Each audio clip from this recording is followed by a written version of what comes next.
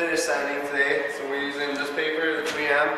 It's the 120. And the paper's a little too long to fit on our sanding pole, so I had to cut it just a little bit to fit on the sanding pole.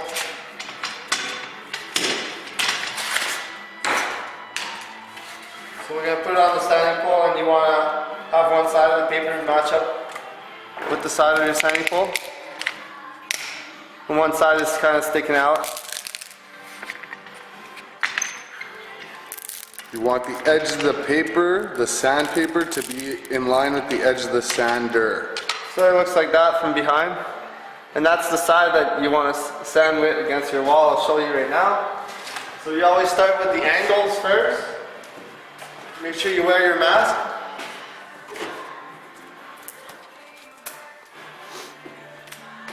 And we use a 500 watt halogen to light up the wall for us. It's a very bright one.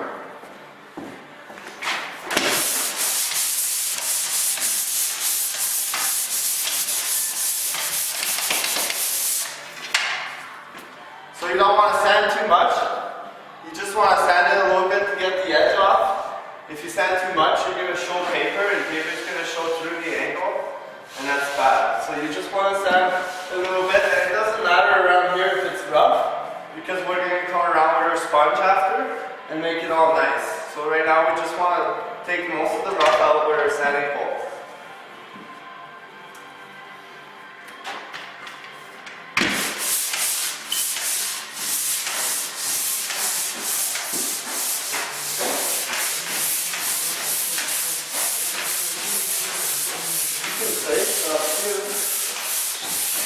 Oh, yeah, well, what Phil is doing right there is just taking off, the flusher leaves a little bit of an edge, and it's not fun to sand with just a sponge, so we just quickly buff it out with our pole sander, and it seems to come out pretty good, so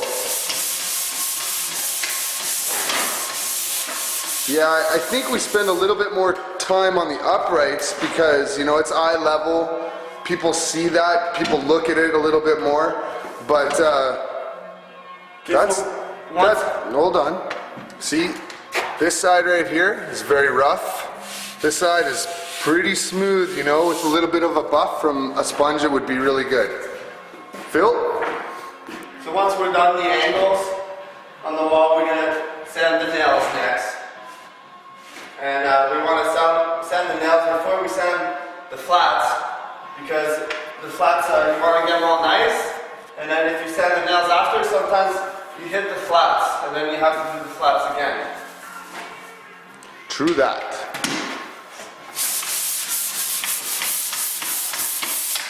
You should only do it about 3 or 4 times per nail, and then you want to move on. You don't want to sand too much and take too much mud off the nail, and it will leave an indent. That's right. Let's make a professional look. You want to try to make a professional look, you want to try to go from this one over to this one and over to this one like so.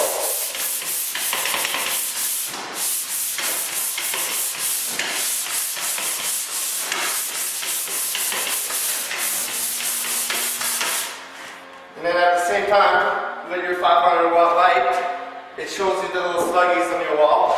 So you gotta remove your sanding pole. Let me just zoom in on a sluggy and get the people to see what it is. That right there, above the nail, see the nail? It's kind of with the side of the butt. Above that nail, that's a sluggy. Or, what Phil just pointed out, there we go. That's pretty good. That's a sluggy. And the best way to take it out is just sand it. I'm known to scrape it off. Phil doesn't really like that. Says that it damages walls. So let's get back to that sanding, Phil. That's a butt. Phil, did you sand the butt, or are you waiting to do it after the nails? I do it with the butt. He does the butts with the flats. That's, you know, so he doesn't miss any nails, so that it's all in sequence and he doesn't miss anything. That's probably a good idea. That's a monster sander. Holy.